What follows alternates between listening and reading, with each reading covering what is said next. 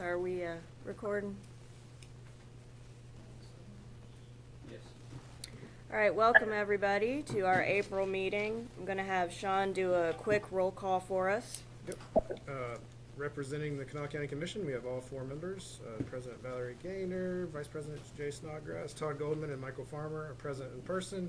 We have Mr. Thomas Tolliver representing the city of Charleston. And joining us electronically, we have Mayor Dave Casebolt, Maurice Anderson from Montgomery, and Jean Arthur from South Charleston. And therefore, we have 5 of our 8 partners present and a quorum. Thank you. The minutes were circulated And Bob's joined us, so. in advance of the meeting. Does anyone have any comments to the minutes? Has everybody had a chance to look at those? It's supposed to be 4 in 1 minute. Second. All right, we have a motion and a second to approve the March minute meetings. All those in favor, please say aye. Any opposed? Okay, motion carries. Jessica, financials. Good morning, everybody. Happy Thursday. We're going to start on Schedule 2, and what stands out most on that page is our long-term investment took a $116,000 hit to the market value. It was surprising, but not surprising given the market volatility in March due to the conflict in Iran. But it remains to be seen what happens moving forward. Hopefully that's just a temporary blip. Our savings account is starting to rebound in earnings with the direct money earning interest. I typically draw about $1 million a month from that savings account, because that's where our levy proceeds are deposited into, but I've been able to cut that about in half for March and April, using what's left in our 2026 operating grant. This is a supplementary cash flow. There's about $640,000 left in that fund, so I'll be able to do that again in May and have about $150,000 left sometime in June. Our operating expenses are solidly within our monthly average at $1.3 million, and we're still holding steady at about $30,000 under budget for expenses. That said, operating expenses did exceed revenues by $1.3 million, and we posted a net income for $650,000 for March with federal and county funds, but we're still at a year-to-date deficit of $1.1 million. Schedule 4 shows our county levy receipts. We received close to $1.8 million for March. It was a good month. Brings our year-to-date receipts $7.9 million, but it's still 3% less than what we received this time last year. We've had a little bit, not great, but a little bit good. Anybody have any questions? Have we reached out to our investment manager to set a meeting sometime in the next couple months? We were kind of waiting, I think, till tax season was done, but. I have not. I will put that on the to-do. Okay. Okay. Any questions for Jessica? If not, we'll move on to the next item. Sean, any invoices? We do not have any invoices in excess of $5,000. Good deal. Okay. Kurt, insurance report. Thank you, everyone, and to the board. This month, March, we had one open claim, which will be closed pretty quickly. It was a heartbreak out of Southridge. And then we had one closed claim from the beginning of the year. All in all, pretty quiet month, which we like. Thanks. And then I am told that Jacob is on vacation, so Sean. Yes, I'll do my best Jacob impersonation for the operations report. If you look at the first column on operations report 1, it is nice to see that against last March, we've actually had our fixed route ridership go up about 2,000. We've only had 2 months of clear data of the schedule changes that we made last February, so it's good to see that ridership is going up. I think that a lot of that may have to do with the cost of fuel. People are jumping on the bus because obviously it's saving them a lot of money. That's also something we'll talk about when we get to the maintenance portion, but it's saving KRT and all the agencies in the county and some of the cities a lot of money too, that fuel contract. So that's good to see. On operations report 2, you'll see Our met demand rate for our KRT Plus is around 78%. We do have a class of on-demand drivers coming in, and that's going to hopefully help. But we have had our SOAR ridership go back up. We've gone back to our early morning SOAR trips, which has really helped with the receipts there on SOAR. So that's something we have to continue to do, is try to capture as much of that as possible. That's it. Okay. Does that big increase in 88 from March surprise you? South has been, I think, on the whole schedule. Yeah, it's definitely big. I don't know what I would attribute that to, actually. It's an outlier, though. It's almost, up to almost 1,000 over the previous month. Okay, just curious. Yeah. All right, any other questions on operations? Okay, if not, maintenance facility update, Travis and Sean. Good news, we don't have a whole lot going on, so that's good words from me. But we do have Wendell coming in next month, so we get one site to get us from that 30% to 100%. So we going over the site, just making sure that, the plans work with the property that we have.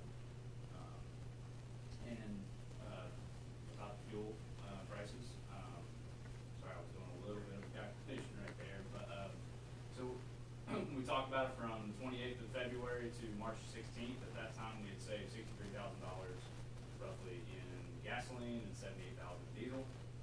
To date, from February 28th, at the average Opus price, we have saved $220,000, and for gasoline, and then for diesel, we've saved $201,000. Wow. That includes what we deliver and what we use. So that's the total. And that was with our locked-in price of gasoline at $2.02, and diesel at $2.55. Well, all right. Okay, any questions on maintenance? If not, we'll move on to director's report. Sean? Sure. So we've got a lot going on here at KRT, and I want to cover some of them. On May 1st, we're going to have an employee appreciation night at the Dirty Birds ballpark. We did that a few years ago, and we're trying that again. And we've got our levy coming up on May 12th, and the coming 2 weeks, I'm going to be doing a tour around different city council meetings. Monica Mason and I are going to go and tag team them to speak towards the efforts of KRT and the Ambulance Authority, and shine a light on how we partner with those communities, and hope that we receive some support from those cities, and I'm sure we will.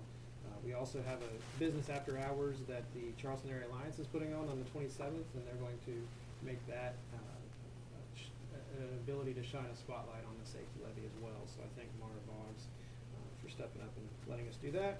And then on the 29th of April, we're going to have an event at Slack Plaza. That's the first day of early voting, and so if you recall, there several years ago, we did an event where we brought together all the ambulances, fire trucks, buses, and went out there, and the sheriff will kind of lead that march as it goes to speaking towards the importance of the safety levy. And I'm also going to make as many media appearances as we can to talk about what KRT does on a daily basis, talk about how we're saving the county and citizens on fuel right now, et cetera. So you're going to hear a lot from us in the coming 3 weeks. But again, that's so important to us because that levy does provide, over 60% of our funding. So very big and important for us to get out there. At the end of this month, the 27th through the 29th, the FTA and their triennial review team will be on site. So our team will have 3 days of intensive auditing / financial fun. So we're looking forward to getting that over with. Yeah, and then the last thing I want to go over, at our last board meeting, you all authorized us to go through with the insurance proposals. We did that. We actually on the 30th of March, 31st of March, we opened those bids. We went with Assured Partners, Gallagher Company. You guys know them as Assured Partners. They've been our broker in the past, and since then, And one of the reasons why we asked for that approval was because this time frame we had for open enrollment to get our admin employees switched over from the healthcare plan A, as they used to call it, to healthcare plan C. And we've actually, since the contract was approved, we had 2 meetings this week with Gallagher. They came and spoke to our admin employees and outlined the differences in the plan and how it's going to potentially save them some money.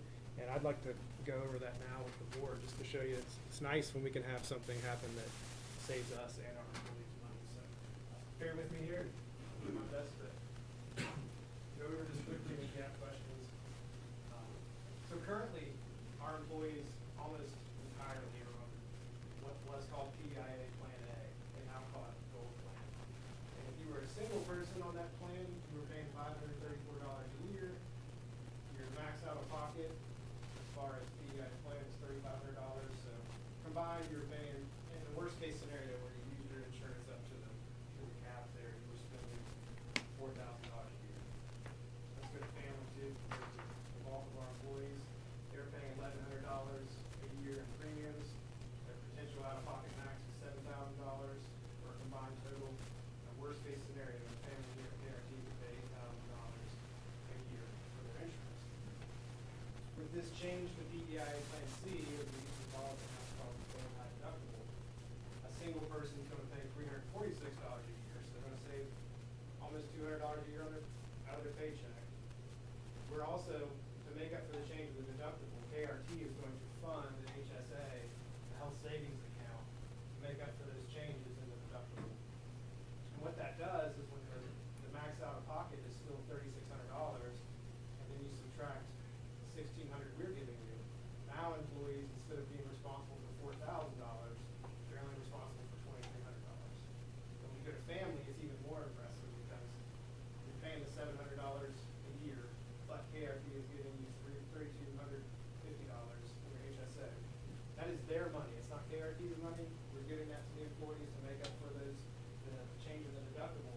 But what that does behind the scenes is it subtracts from your max out of pocket. You're now only responsible for $4,600 a year, as opposed to almost $8,000 on Plan A. So for our employees, that's important because their max out of pockets drops. If they're single, it drops almost $1,800, $1,700. If they're employee plus child, $3,400. And if they're on family, they're going to save $3,400 a year, potentially, if they max out those plans. And then when I say it's a win-win scenario, for KRT, currently we pay 90% of insurance premiums if you're a smoker and 95% if you're a non-smoker. So let's just take, for the most part, let's say 95%. Currently, we pay $10,000 for a single person in a year, $21,000 for a family. It's going to switch when our admin employees go over to Plan C, Gold High Deductible. It's going to drop from $21,000 to $13,000. So even when we add in the HSA that KRT is going to front to those employees, we're still saving almost, $5,400 on family plans. You start multiplying that by all of our employees here, it's a win-win when I can help a family save $3,400 a year on their insurance, and at the same time save KRT $5,400 on our premiums. That's what we're pushing for. That's what it's so important to get Gallagher in here this week to explain to my admin employees. And that's going to be 30 people that potentially, they're not all on family plans, but if they were, that's $100,000 right there that KRT is actually able to save. While people are on essentially the same plan, they just have an HSA, and if they don't get this out-of-pocket max, they can take that money and roll it over to next year. They're going to get the same $3,250 from KRT. So it's an ability for our employees to save some money. It's different, which is scary, which is why we had Gallagher come in and explain how it works. But I'm really confident, and I know Mayor Caseville has spoken to this, and all of the, it seems unanimous from the entities that have switched over from the AMC that this works. So I'm excited that it's a way for KRT to save some money for our employees, and a lot of money for us as we get into the budget season. So I wanted to explain a little bit of the actual money behind the scenes for this. So those HSA contributions will be added to each paycheck?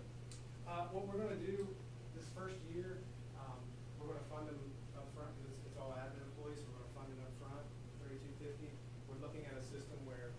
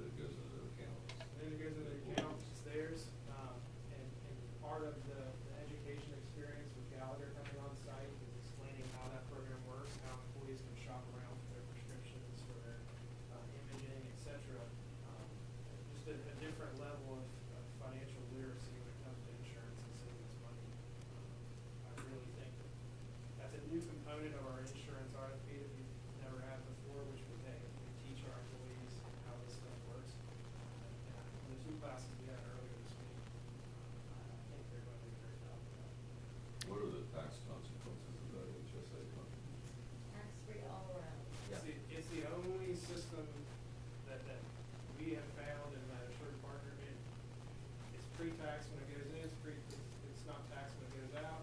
Even if you have, you can invest it, if you invest it, there's no capital gains on it. It's the only like free money in the world as far as we can find. He's gonna roll it more to your. But if you get a 3250 with a family plan, you actually get every one of those dollars. Every one of those, and you spend it however you like. If you wanna use it for your healthcare expenses, use it for your healthcare expenses. Otherwise, people just let it grow. I don't know what the interest rate is, they're gonna set on that, but it does earn interest. Think of it also as kind of like an IRA too, because you can actually max out the contribution to it each year and gain interest or invest it too. So there's a lot of advantages.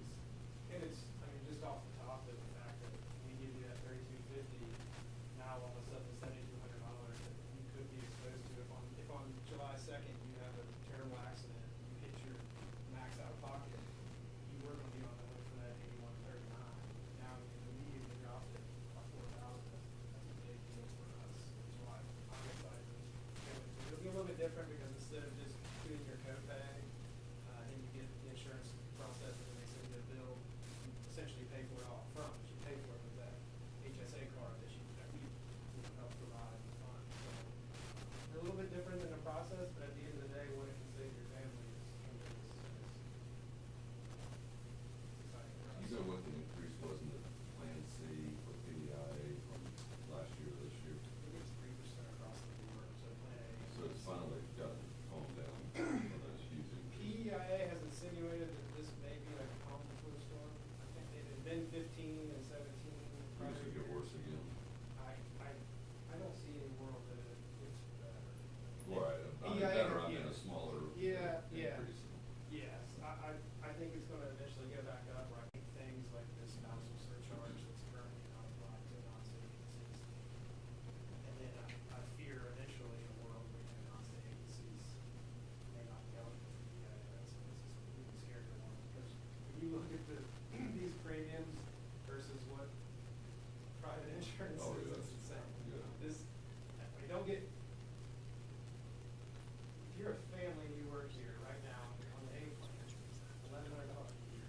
It's gonna be $700 a year for your insurance. I dare you to go out and find somewhere. You're not going to.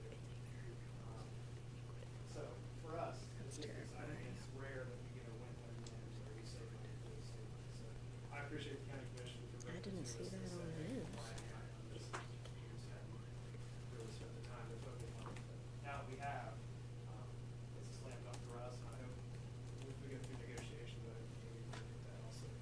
Or give their employees a voluntary choice to save this money. Be a big exception. Thank you all. Wow. I think that's Okay. everything I have. All right. Thank you, Sean. So that's all of our old business. Turning to new business, Election Day coming up, as everybody knows. Yeah, so this was, and I think Jay brought this up last board meeting. Last safety levy, we made a push to help with voter turnout, and we did a fare free day on Election Day. And the idea in front of the board today is repeating that and making May 12th a fare free day across the board for KRT. And, you know, whether people vote for or against the levy, that's not really our issue, but it's just, hey, we want to make sure that people have every availability to get out to the polls and exercise the right to vote. So that's the spirit of this. Do we need a motion to do that? I don't know that we do, but I just, it wouldn't hurt, yeah. I want to make a motion to do election day on free beer. Second. All right, we've got a motion and a second for free fare on Election Day. Any additional discussion? All those in favor? Any Aye. opposed? Aye. All right. I think that would be a great opportunity to come on and do a radio interview just to promote that. And also it could be persuasive when dealing with the levy. Exactly. Thank you, Bobby. And I want to thank Bobby too. Right after that last board meeting, Dave Allen reached out and said, hey, can I have you on the show? And I said, yeah, let's wait till we get a little bit closer to the levy. But this topic that you're speaking of, Bobby, and then the fuel and then the levy itself, I know Dave's a great asset for us, and we'll definitely make that route. Thank you. You're welcome. Okay, so it's that time of year again where we put together a budget committee so we can work on budget for next fiscal year. Obviously, this is an important role. It becomes increasingly important as we try to find ways to deal with our ongoing deficit issues. So is there anyone, typically we've just asked for volunteers to serve on the committee. I usually am present. I know that Jay and Todd have been involved in the past, but is there anyone who'd be interested in participating? I'd be interested. Okay, thanks.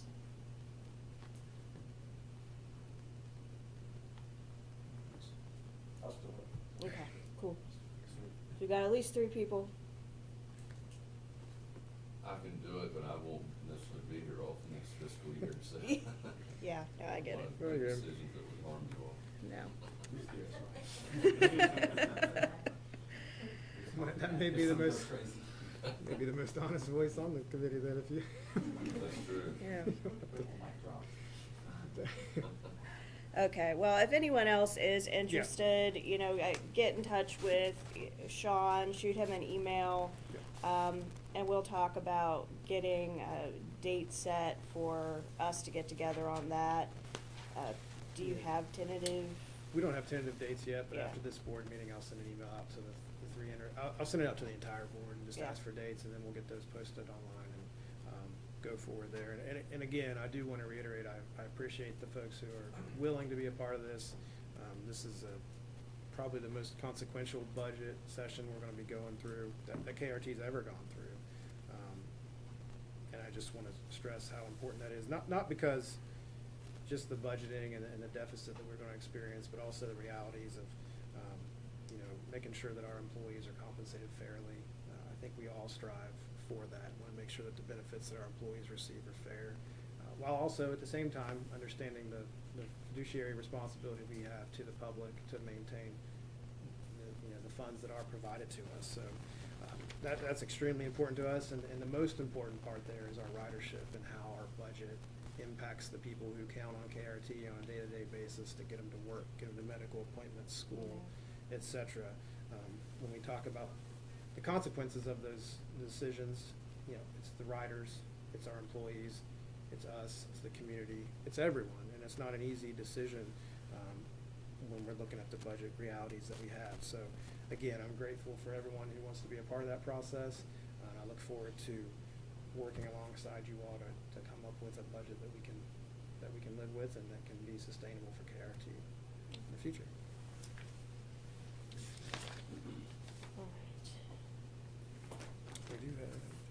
Yep, so, we do have a couple people signed up for public comment today.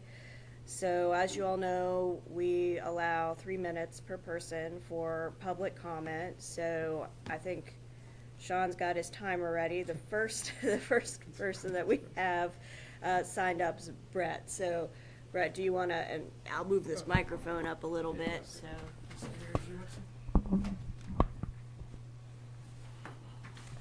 All right, we ready? Okay. So I come to today because, for one, the budget committee is going to announce the budget for, the upcoming fiscal year. But I wanted to talk to you guys about, because we're in contract negotiations right now. We came in at a high number, and Sean told us that probably wasn't going to be enough money for raises. And, we got a copy of everyone's salary, and our jaws kind of dropped. I'm not saying that Sean shouldn't get a raise, Kurt shouldn't get a raise, Jessica, everybody. We just want our fair share. I mean, we're not looking to take the whole cake. We just want our little piece of it while we can get it.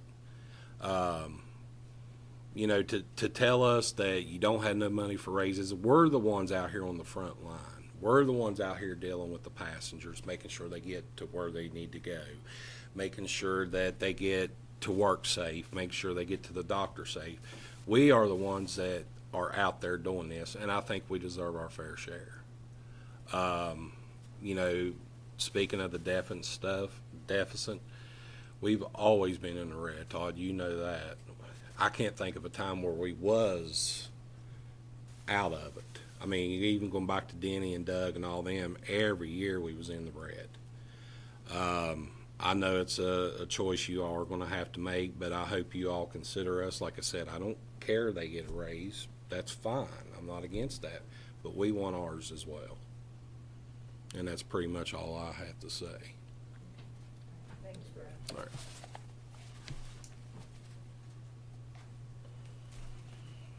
Okay, all right, second person, we've got, Robert McKinney. Yeah, pretty much. I just want to touch on the same thing. Okay, you got your time. Go ahead. Yeah, go ahead. I just want to touch on the same thing. And the insurance thing. I mean, when you get told, I mean, kind of, we don't have no money for you, but we're trying to change your insurance. I mean, that's kind of scary for a lot of people. And I watched the presentation. That was just kind of, I don't know. I mean, save $5,000, employee saves money. I mean, that looks great on paper, but I mean, if that's 100% true, I mean, that is good. But I mean, there's no way to go to that until you do. But what happens if you do go to that and it costs you more than what it did on Plan A? It's just trying to be more fair to everybody. And you know, if you look at it, I think we got 31 management. Well, I won't say management. I'll say company employees. They make up 2.1 million of the labor, if that's even in your all's cost. And we got, I would say, between drivers, paratransit drivers, and cleaners and mechanics, that's like 4.8. And that's like 95. But I mean, that's pretty close. I mean, you got 95 people making like 4.8, you know, 31 people making 2.1. So I mean, it's pretty close number there. I mean, but I mean, it's pretty much all I really gotta say. Just, you know, we need a fair contract, like, for everybody, and to continue, like, to move people. I mean, that's the most important thing, is our people, you know. And cutting out Sunday service was supposed to help a whole lot. I mean, so I mean, to me, the point, it just makes no sense. Is I've been here since 2018. We've always been down 1.2 to 1.4 to 6. We used to have way more drivers at that time, and less management, and, well, company employees. But I just don't know, if you cut the Sunday service, I mean, that's kind of crazy, the deficit. Nothing's changed there. And you cut runs. I mean, there was 68 runs that drivers could select from when I was here, when I first started, to 37 now. I mean, that's pretty much almost in half. And you ain't saving no money. I mean, I don't know. I just think, you know, across the board, just fair for everybody. I mean, that's pretty much all I got to say. Thank you, guys. Appreciate everybody, speaking today. You know, it's important that we hear your concerns, and so I really appreciate you bringing that, to the board and to, you know, Sean and the team, management team here, so. All right, if